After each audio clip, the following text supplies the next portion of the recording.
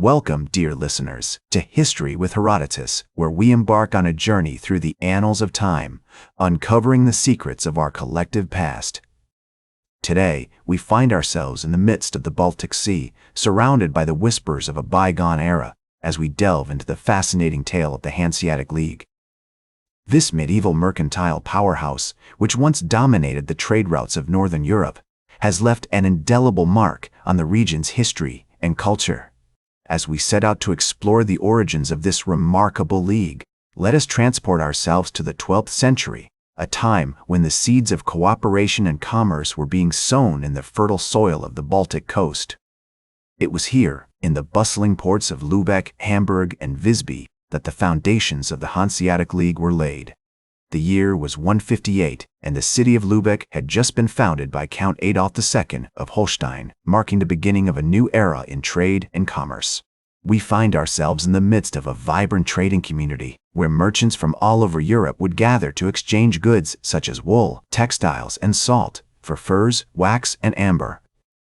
The city of Novgorod, a major trading center in present-day Russia, played a significant role in this early trade, with merchants from Lübeck and other Baltic cities traveling there to acquire precious commodities like silver, gold, and spices.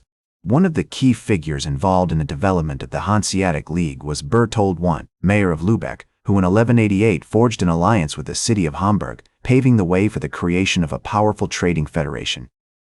This alliance was significant, as it allowed the two cities to coordinate their trade policies and present a united front against other competing powers in the region.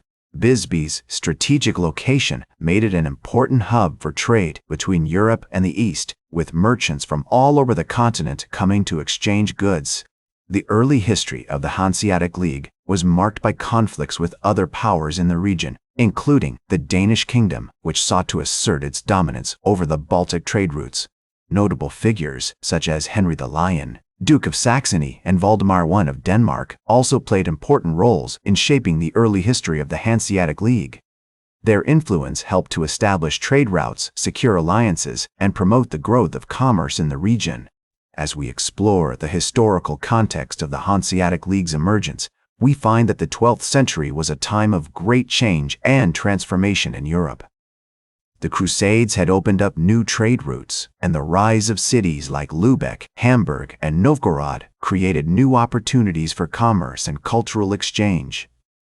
As we delve into this pivotal period, we see that the League's member cities have formed a robust network of trade routes stretching from the Baltic Sea to the North Sea and beyond.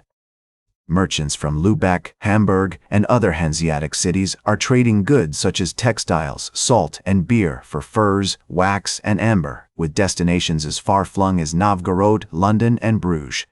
One of the key factors contributing to the Hanseatic League's success during this period is its ability to adapt and evolve. As trade patterns shift and new markets emerge, the League's merchants are quick to respond, establishing new trade routes and forging alliances with other powerful trading nations. For example, in 1260, the League signs a treaty with the King of England, granting Hanseatic merchants special privileges and access to English markets. We also see during this period the rise of the Hanseatic Kontor, a network of trading posts and warehouses established by the League's member cities in key locations throughout Europe. The Kontor system allows Hanseatic merchants to store and trade goods more efficiently, reducing costs and increasing profits. The most famous of these Kontors is the Steelyard in London, which becomes a hub of Hanseatic trade and commerce in the 13th century. As the Hanseatic League's influence grows, so too does its cultural impact. Hanseatic cities become centers of learning and art, attracting scholars, artisans, and merchants from all over Europe. The League's merchants play a significant role in spreading ideas and innovations, such as the use of the stern-post rudder, which revolutionizes shipbuilding and navigation. Notable figures like Lübeck's mayor, Berthold III, and Hamburg's burgomaster, Albert von Staden, also shaped the League's history during this period. Their leadership and vision helped to navigate the complex web of alliances and rivalries between Hanseatic cities and other European powers. As we explore the historical context of the Hanseatic League's rise to prominence, We find that the 13th to 15th centuries are a time of great change and transformation in Europe. The Black Death has devastated populations, but it also creates new opportunities for trade and commerce. The rise of nation-states like England, France, and Poland creates new challenges and rivalries for the League, but also presents opportunities for cooperation and growth.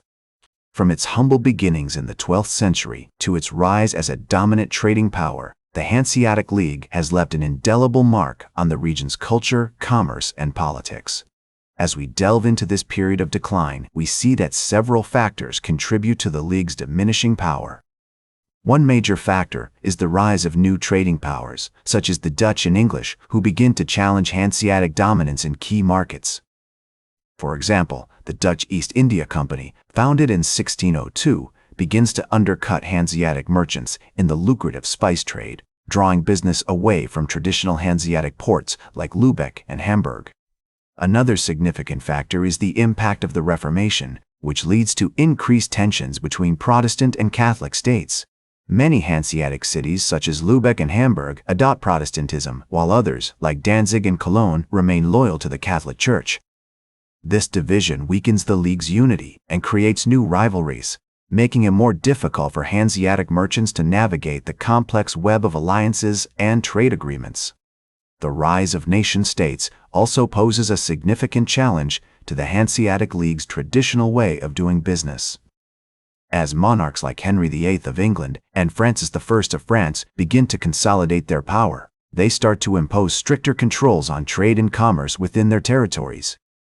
This erosion of the League's privileges and immunities makes it harder for Hanseatic merchants to operate in these markets, further reducing their influence. Many of the cities that were once part of the League remain major commercial centers, with Lübeck, Hamburg, and Danzig continuing to thrive as trading hubs. The League's cultural impact also endures, with its merchants having played a significant role in spreading ideas, innovations, and artistic styles throughout Europe. One notable example of the League's lasting legacy is the preservation of its architectural heritage. Many of the magnificent brick Gothic buildings constructed during the League's heyday still stand today, such as St. Mary's Church in Lübeck and the City Hall in Hamburg. From its humble beginnings in the 12th century to its rise as a dominant trading power, and ultimately to its decline in the face of changing circumstances, the Hanseatic League has left an indelible mark on the region's culture, commerce, and politics. We hope that this exploration has provided you with a deeper understanding of the League's significance and its lasting impact on European history. Thank you for joining us on this journey, and we bid you farewell. That's all for today's History with Herodotus.